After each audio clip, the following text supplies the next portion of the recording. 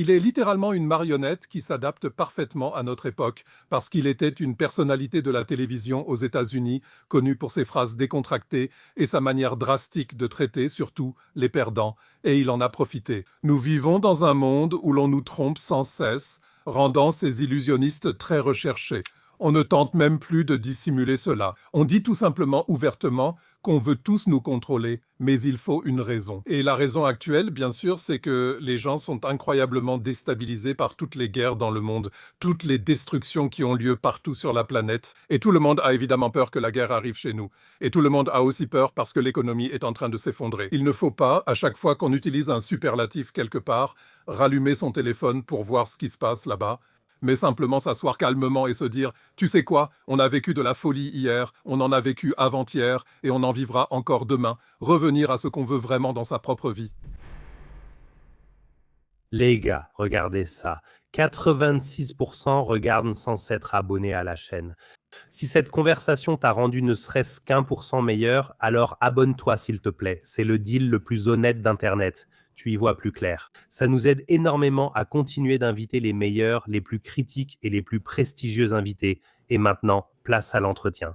Monsieur Wolf, je suis ravi de cette conversation et de votre présence. Oui, merci beaucoup pour l'invitation. Monsieur Wolf, je sors tout juste de 14 jours de silence radio. J'étais un peu épuisé, j'ai dû tout couper, j'étais seulement dans la nature, entouré uniquement de ma famille. Pendant cette période, je me fichais pas mal de savoir si le détroit d'Ormuz allait s'envenimer ou si le prix de l'essence allait monter à 10 euros. Se déconnecter consciemment, Monsieur Wolf, serait-il la dernière forme radicale de résistance? Oui, je pense que c'est au moins une forme de résistance assez efficace parce que je le pratique moi-même de temps en temps. Je me retire alors auprès de ma famille et surtout dans la nature où je fais du sport. Chez moi, les intervalles sont sans doute plus courts. 14 jours, pas encore, mais 3 ou 4 jours, oui, régulièrement. Et j'en ai vraiment besoin parce que sinon, on devient complètement fou à notre époque, car nous sommes vraiment à l'aube de changements que le monde n'a encore jamais connus. Donc, le défi pour chacun d'entre nous est bien plus grand que jamais auparavant. Nous voyons, comme vous l'avez dit, une carte du monde presque entièrement composée de foyers de crise. Avant de parler d'apocalypse, qu'est-ce qui vous donne personnellement force et espoir en cette période explosive pour croire que nous garderons le dessus? Je pense d'abord que nous devons continuer à vivre dans ce monde. Bien sûr, nous pourrions nous en retirer, mais ce n'est pas mon intention. Je souhaite vivre ici, tout comme mes enfants et petits-enfants, dans un monde raisonnable. Je constate actuellement des conflits incroyables, ainsi que la mort et la destruction partout. Mais l'histoire nous enseigne que la vie continue toujours et que les grandes crises font aussi naître de grandes idées. Donc les grandes crises du passé ont aussi toujours été suivies de bonnes périodes. Si l'on regarde par exemple ici chez nous en Allemagne à quoi ressemblait la situation après la Seconde Guerre mondiale, on voit que cela s'est plutôt bien passé pendant plusieurs décennies. Le problème, c'est que le contexte était la destruction causée par la Seconde Guerre mondiale. Donc nous n'avons pas encore le système idéal, mais peut-être que nous découvrirons ce qui nous épuise tous, et ce, lors de la prochaine crise. Les crises restent aussi une chance pour un avenir meilleur. Je veux être honnête avec vous, Monsieur Wolf. Au départ, Donald Trump représentait pour moi un espoir et sa rhétorique me semblait rafraîchissante et différente. Je trouve le revirement actuel à 180 degrés tout simplement pitoyable. Trump a-t-il finalement été démasqué comme ce que beaucoup craignaient, notamment vos propos initiaux, à savoir qu'il s'agit en fait d'un acteur contrôlé, complètement compromis par le complexe digital financier? C'est une marionnette adaptée à notre époque, car il était une personnalité télévisée aux États-Unis. Il était connu pour ses remarques désinvoltes et pour sa manière drastique de traiter, en particulier, les perdants. Et il en a profité. Nous vivons dans un monde où on nous trompe sans cesse, et ces illusionnistes sont alors très recherchés. Lui, c'est le plus grand des illusionnistes. Mais en réalité, il est contrôlé par le complexe digital financier. Il faut dire qu'il ne comprend même pas lui-même beaucoup des liens dont il parle. Cet homme est manipulé, et je suppose aussi, bien sûr, que l'affaire Epstein y joue un très grand rôle. Ils le contrôlent totalement et peuvent le diriger comme ils veulent. Et on voit aussi comment il se laisse constamment influencer ou manipuler par M. Netanyahou, par exemple. Donc, En arrière-plan, ce sont surtout les milliardaires sionistes aux États-Unis, mais aussi l'industrie informatique américaine, l'industrie de l'armement et l'industrie financière qui le manipulent dans la direction qu'ils souhaitent. Ses amis les plus proches aux États-Unis, donc des influenceurs vraiment très puissants, comme par exemple un Alex Jones, une Candace Owens ou un Tucker Carlson, qui ont facilement 30 ou 40 millions d'abonnés, se détournent de lui. Est-ce que c'est la fin de ce mouvement MAGA ou bien de la promesse de mettre l'Amérique en premier d'une manière ou d'une autre? Ils ont joué le jeu depuis le début. Ils l'ont d'abord soutenu et maintenant, il s'avère qu'il n'est pas le grand sauveur, mais que l'économie et le système financier s'effondrent, que des guerres éclatent partout, alors qu'il avait promis la paix auparavant. Ils doivent donc naturellement se détourner de lui. Mais ces personnages sont aussi corrompus que Donald Trump. Pensez-vous vraiment que ces acteurs sont aussi corrompus? Pour moi, Tucker Carlson est un journaliste intègre qui traite souvent de sujets sensibles ignorés par d'autres. Non, non, Tucker Carlson canalise une grande partie de la contestation qui existe évidemment aux États-Unis.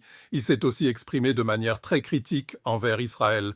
Mais ce n'est rien d'autre qu'une critique inhérente au système. Cet homme n'a jamais remis en question le système de toute sa vie. Et ce qui est important, c'est justement de secouer le système en ces temps, parce que c'est le système qui nous a menés à la situation dans laquelle nous nous trouvons. Cela propulse des gens comme Donald Trump ou encore M. Macron ou M. Merz au sommet. Et bien sûr, ce sont tous des personnages complètement corrompus et totalement pourris. Mais il faut voir que ce n'est que la partie émergée de l'iceberg. Le véritable moteur derrière tout cela, c'est le système lui-même. Et celui qui ne critique pas cela reste toujours à la surface des choses. La semaine dernière, Melania Trump s'est exprimée publiquement et m'a surpris avec des déclarations énigmatiques concernant Jeffrey Epstein. Est-ce une tentative désespérée d'élaborer une stratégie de sortie pour protéger un tant soit peu la famille Trump? Je pense que c'est de l'obéissance anticipée, donc elle essaie de désamorcer quelque chose qui menace probablement en arrière-plan, à savoir d'autres révélations sur la famille Trump. Et nous savons que Trump est jusqu'aux genoux dans le bourbier Epstein. Mais je pense qu'il subit encore plus de pression ainsi. Actuellement, il est totalement hors de contrôle. Donc, c'est un égoïste absolu, un narcissique, et souvent intellectuellement, il n'est pas à la hauteur de la tâche qui lui est confiée. Mais ce qu'il fait maintenant, il se nuit énormément. Il vient de se représenter sur une image comme Jésus-Christ ou Jésus de Nazareth. Donc, il s'est attaqué à l'Église catholique. Je pense qu'il vient de commettre la plus grande erreur de sa carrière. Car celui qui s'attaque à l'Église catholique s'attaque à l'une des forces les plus puissantes du monde et perd aussi sa base. Je pense que Donald Trump est de plus en plus acculé en ce moment afin de préparer un successeur, et je suis absolument certain que bientôt J.D. Vance ou Marco Rubio prendront la relève. Mais il ne s'agit pas de la question J.D. Vance ou Marco Rubio, il s'agit de savoir qui remportera la lutte en coulisses, et cela se joue entre Peter Thiel et Larry Ellison. Donc Peter Thiel, le patron de Palantir, et Larry Ellison, le patron d'Oracle. Ce sont deux des figures les plus puissantes dans le domaine de l'informatique. De quoi s'agit-il entre eux? Sont-ils en conflit? Cherchent-ils à dominer le monde? Que se passe-t-il en coulisses? Oui, je pense que ce qui est intéressant, c'est qu'en 2017, je crois, Larry Ellison a essayé de racheter Palantir. Donc Peter Thiel a manifestement refusé de lui vendre Palantir. Et je pense que nous devons supposer que même au sein de ces cercles d'ultra-riches, et en partie d'ultra-riches sponsorisés par des milliardaires sionistes en Amérique, qu'il n'y a pas toujours une harmonie parfaite, mais qu'ils ont aussi des intérêts différents. Et je crois qu'on a aussi pu voir de temps en temps que Marco Rubio et J.D. Vance n'étaient pas sur la même longueur d'onde.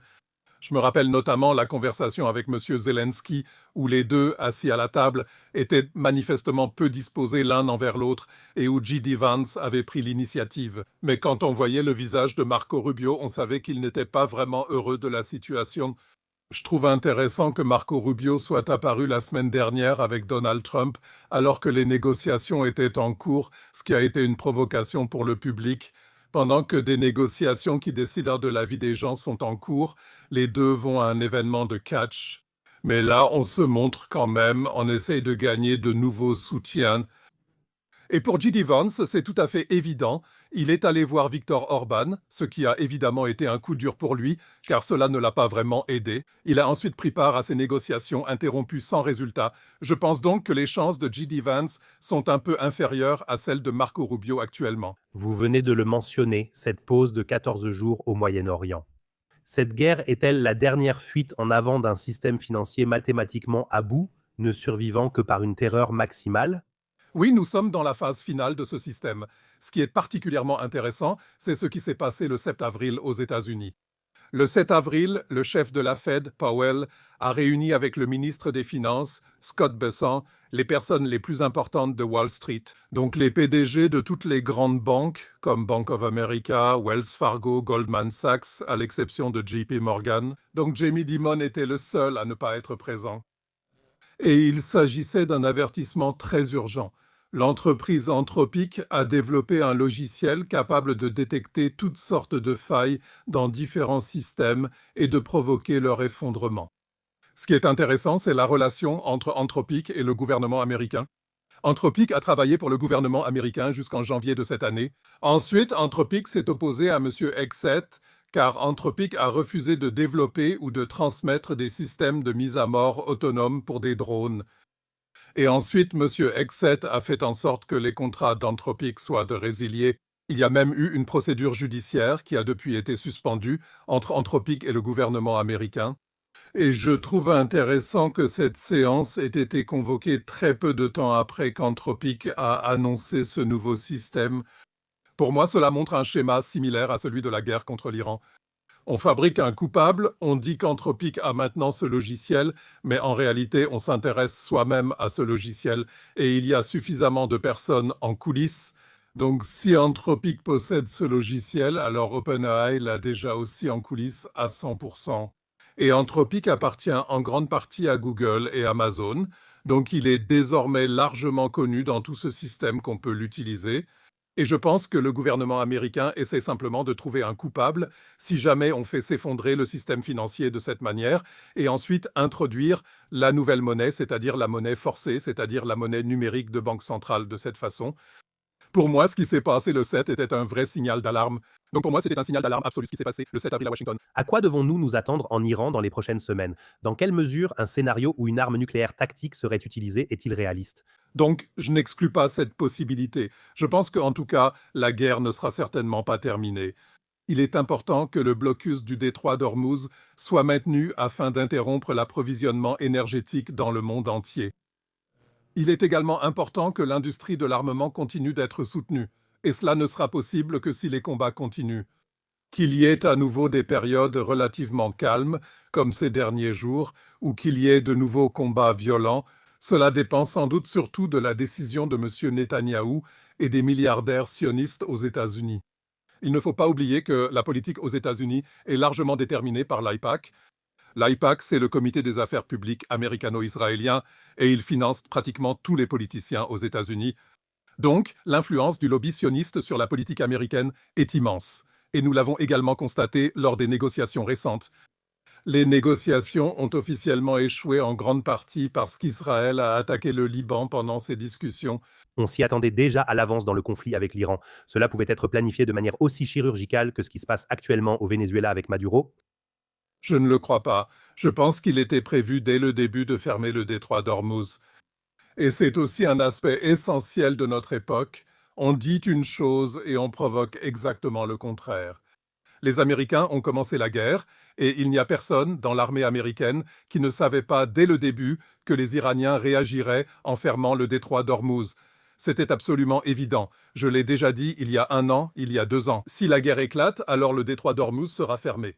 Et la surprise qui a soudainement été affichée, oh mon Dieu, ils ont fermé le détroit. Ce n'était rien d'autre qu'un théâtre mis en scène. C'était le but et l'objectif de la manœuvre. Et cela dure déjà depuis 45 ou 46 jours. Je trouve surtout intéressant que nous ayons une nouvelle alliance au Moyen-Orient. L'Arabie saoudite s'est alliée au Pakistan, puissance nucléaire, ayant constaté qu'elle ne pouvait pas être protégée par les Américains ou les Israéliens. C'est en quelque sorte la preuve ultime que la réalité peut toujours contrecarrer les plans des élites par des événements imprévisibles. Eh bien, je pense que nous devons nous détacher de cette habitude de toujours penser en termes de catégorie nationale, c'est-à-dire un pays contre un autre. Nous avons ici une force en arrière-plan qui est bien plus puissante que n'importe quel pays en soi, et c'est le complexe financiero-numérique. Dans tous ces pays, on travaille actuellement sur les MNBC. On travaille sur des monnaies numériques, et les monnaies numériques, c'est de la monnaie forcée, quelque chose qui n'a jamais existé dans le monde auparavant. C'est un système monétaire à 2 vitesses. D'un côté, la banque centrale et les grands acteurs, de l'autre, un système distinct. Celui qui fonctionne pour nous tous, où nous recevons de l'argent programmable, où nous pouvons tous être contrôlés, manipulés et harcelés, et cet agenda est en cours dans le monde entier. Ceux qui font avancer cet agenda payent et corrompent tous les politiciens qui déclenchent tous ces conflits à l'intérieur de différents pays, de sorte que toute l'opinion publique mondiale reste toujours focalisée sur ces conflits, mais ne perçoit jamais l'agenda en arrière-plan. Ne trouvez-vous pas fascinant que les États arabes s'unissent maintenant pour la première fois dans une certaine mesure, car c'est en quelque sorte le scénario cauchemardesque pour les Israéliens, ou plutôt pour les États-Unis, si finalement les États arabes parlent d'une voix plus forte? Oui, mais il faut aussi regarder de qui dépendent les États arabes. Il suffit de prendre l'exemple de l'Égypte. L'Égypte obtient ses armes des États-Unis, reçoit aussi des sommes relativement importantes des États-Unis pour ses armes, donc ces pays ne sont pas indépendants. Depuis Bretton Woods, les États-Unis ont réussi à soumettre financièrement et militairement le monde entier ces 70 dernières années. Votre mantra est d'observer de près ce qui se passe en arrière-plan, ce que je trouve particulièrement passionnant ces derniers jours. Le chancelier Merz mise sur la surveillance totale grâce au logiciel de Palantir, sans contrôle judiciaire. C'est le moment où l'Allemagne va sombrer dans le féodalisme technocratique. C'est donc exactement le scénario que vous annoncez plus ou moins depuis des décennies. D'accord. Avec M. Merz, on a vraiment le président du conseil de surveillance de BlackRock de 2016 à 2020 comme chancelier fédéral. Ils ont donc presque tous fait tomber les masques. BlackRock travaille bien sûr aussi avec Palantir, avec les très grandes entreprises qui veulent tout ce système d'État de surveillance. Et c'est tout simplement le cas en ce moment. Vraiment, tout le monde, on n'essaye même plus de nous cacher tout ça. On en parle tout simplement ouvertement que nous devons tous être contrôlés. Et pour cela, il faut bien sûr une raison. Et la raison en ce moment, c'est bien sûr que les gens sont incroyablement déstabilisés par toutes les guerres dans le monde, toutes les destructions qui ont lieu partout sur la planète. Et tout le monde a bien sûr aussi peur que la guerre arrive chez nous. Et tout le monde a aussi peur parce que l'économie est en train de s'effondrer. Nous allons donc avoir une énorme vague de chômeurs. Nous aurions eu cette vague de toute façon à cause de l'intelligence artificielle, mais maintenant on peut dire, oui, bien sûr, c'est la faute de l'Iran. L'Iran a fermé le détroit d'Ormuz, provoquant chez nous un fort chômage à cause de l'effondrement des chaînes d'approvisionnement et de production. Donc tout cela, et c'est vraiment bien conçu en coulisses pour nous induire en erreur. Mais le fait demeure que l'on montre de plus en plus ouvertement, on veut tous nous conduire dans cette prison numérique. Pour nous mener vers cette prison numérique, il faudrait sûrement un événement signe noir. Quel scénario pourrait nous menacer ensuite? En fait, une crise énergétique, un choc énergétique où l'énergie pourrait être coupée pendant une période prolongée? La crise énergétique va certainement arriver. Les conséquences de la fermeture du détroit d'Ormuz seront vraiment drastiques. Pour l'instant, ici chez nous, presque personne ne peut s'imaginer cela. Mais il suffit de regarder l'Irlande, où presque toutes les stations-service sont désormais fermées. Et là, on peut bien sûr dire, nous rationnons les déplacements en voiture. Nous laissons alors les gens plus ou moins chez eux, en confinement. Et ensuite, on peut bien sûr recourir à ce qui a été préparé à Washington le 7 avril dont je viens de parler. On peut ensuite faire tomber tout le système grâce à un prétendu logiciel d'Anthropic, puis dire aux gens « Vous savez quoi, vous n'avez même plus accès à vos comptes bancaires ». Tout le système bancaire numérique mondial est maintenant en panne, mais nous allons en construire un nouveau basé sur la MNBC, et c'est ainsi qu'on aurait piégé les gens. Donc, je ne considère plus rien comme impossible. Abordons un sujet souvent évité, Monsieur Wolf. Israël introduit la peine de mort pour les Palestiniens. Pourquoi l'Occident, qui se réclame de valeurs, tolère-t-il cet apartheid avant de livrer des armes ou d'afficher sa fidélité? C'est pour moi la plus grande monstruosité que j'ai jamais entendue de toute ma vie. Enfant et adolescent, j'ai toujours été choqué qu'il existe un état d'apartheid dans le monde, à savoir l'Afrique du Sud. Mais je dois dire que ce qu'Israël fait maintenant place Israël au même niveau que cet état d'apartheid. Lier une peine de mort, à une appartenance ethnique, c'est du racisme pur. C'est comme les lois anti-juives promulguées en Allemagne dans les années 30, et je dois dire que des gens comme Ben Gvir ou Monsieur Smotrich, pour moi, ils sont au même niveau que Hitler, Himmler, Heydrich et leurs acolytes. C'est vraiment le pire qu'on puisse nous proposer. Et le fait qu'aucun de nos politiciens ne dise rien contre cela montre bien de quel esprit sont animés ces gens-là. Je suis aussi pour un changement de régime qui pourrait vraiment apporter la paix, et cela en Israël. 80% des gens là-bas soutiennent ces barbaries. Comment une nation entière peut-elle se radicaliser à ce point et se marginaliser ainsi? Je pense que c'est quand on se considère toujours comme victime. Il est vrai qu'il y a parfois eu des roquettes tirées par le Hamas, même si on ne sait pas vraiment si c'était bien eux. Et l'Israélien moyen ne sait probablement rien du tout sur le contexte, par exemple que le Hamas a été fondé et mis en place avec le soutien du gouvernement israélien. Elle a été créée à l'époque comme contrepoids à l'OLP qui causait des problèmes au gouvernement israélien. Et Israël l'a effectivement soutenu au début. C'est de toute façon un schéma que nous voyons sans cesse. Les grandes puissances se créent elles-mêmes leurs ennemis pour ensuite les ériger en ennemis et pouvoir frapper de manière vraiment agressive. Mais je pense qu'en Israël, une grande partie de la population a vraiment été tellement conditionnée par la propagande de l'État que pour certains, il n'y a vraiment plus rien à faire. La direction de l'AfD, ce que j'ai trouvé très intéressant ces dernières semaines, prend froidement ses distances avec Trump et critique l'action d'Israël en Iran. Est-ce vraiment un changement de cap sincère ou pensez-vous qu'il s'agit d'un calcul stratégique pour rafler les prochaines élections en tant que seul parti de la paix? Oui, c'est la dernière option. Il cible juste certaines tendances dans la population. Ils profitent de cette résistance, mais n'ont pas de vrai plan non plus. Ils ne prendront pas non plus de mesures qui nuiraient réellement au complexe financier numérique. Donc, bien sûr, en ce moment, la majorité de la population mondiale, et aussi la majorité chez nous, est absolument horrifiée par ce que fait Israël. Donc, on ne peut pas gagner d'élection en Allemagne en ce moment si on dit je suis pour, par exemple, l'introduction de la peine de mort pour les Palestiniens ou je suis pour que le Liban soit bombardé et que des civils y soient assassinés d'une manière atroce. Là, il faut alors s'écarter un peu de cette ligne. Mais il ne s'agit là que d'une déviation temporaire. Cela sera très vite inversé à nouveau. Donc, c'est du pur opportunisme politique. Vous venez de mentionner le collègue Orban, souvent vu comme le principal représentant de Trump en Europe. Si ce bastion s'effondre ainsi, qu'est-ce que cela signifie pour le réseau mondial des soi-disant patriotes? Eh bien, cela signifie que leur période touche à sa fin. Orban a mené une politique similaire à celle de Donald Trump. Il s'est aussi présenté comme le grand sauveur. Mais si l'on regarde l'économie en Hongrie, qui stagne depuis 4 ans, ils ont aussi des problèmes d'inflation, de chômage, et ainsi de suite. Il n'y a jamais eu de grande amélioration, et la base s'est maintenant détournée de M. Orban, et c'est exactement la même chose que nous voyons maintenant aux États-Unis. La base se détourne de Donald Trump. Je ne sais pas qui a vu les images, mais quand il est récemment entré dans la salle lors du match de catch avec Marco Rubio, les applaudissements pour lui étaient vraiment très très limités.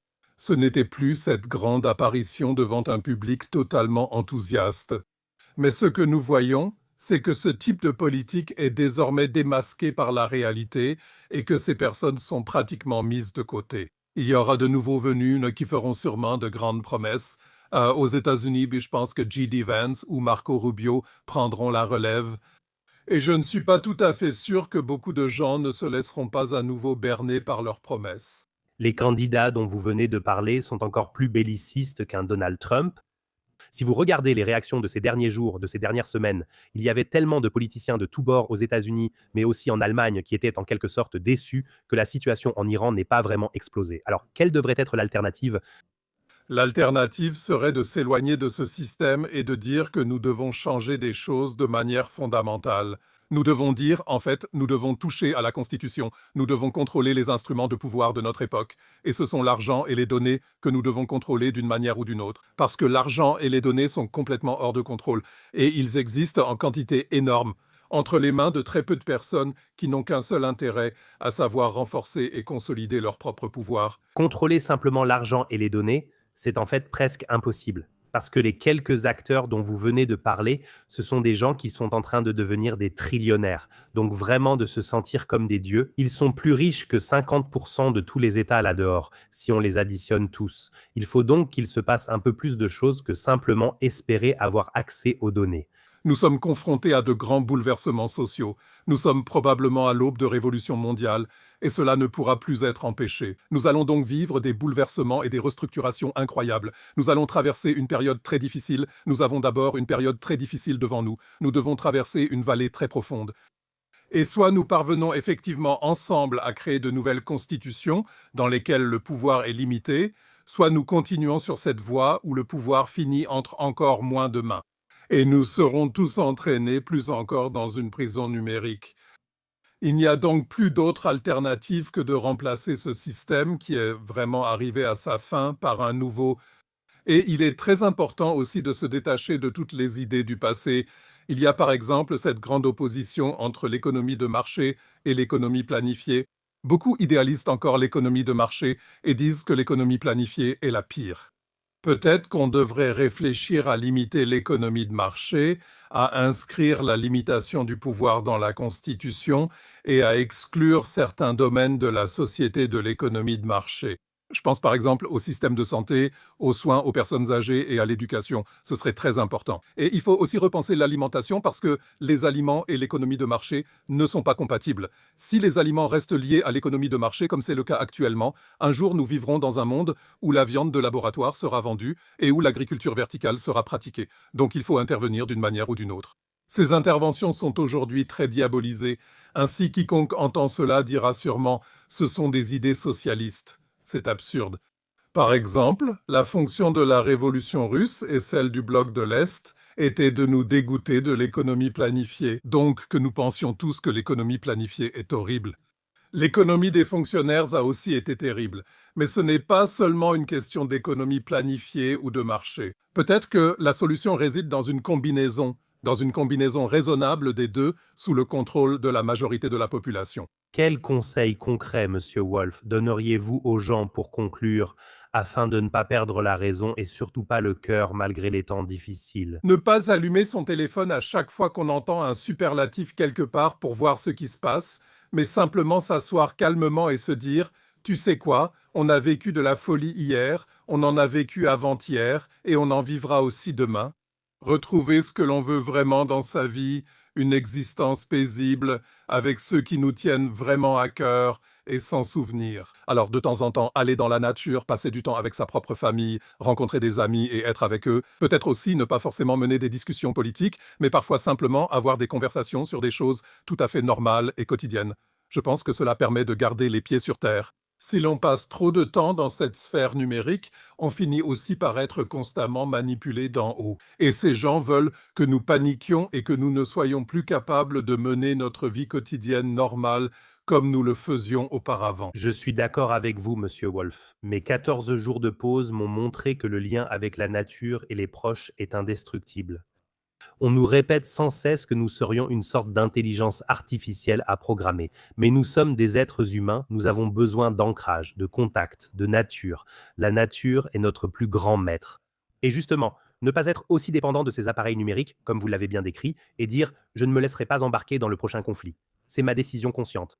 Je me laisserai peut-être embarquer dans le conflit d'après. Ne pas avoir d'opinion en est une aussi. C'est devenu un super pouvoir aujourd'hui, car on est constamment bombardé de mauvaises nouvelles. On se promène avec un système nerveux surstimulé, comme une poule affolée sans boussole morale. Et appuyer simplement sur le bouton reset et se retirer complètement, je pense que c'est la plus grande guérison qu'on puisse offrir aux gens. Je ne peux qu'être totalement d'accord. Monsieur Wolf, c'est un honneur de vous parler. Meilleurs vœux à vous et votre famille. Pareillement,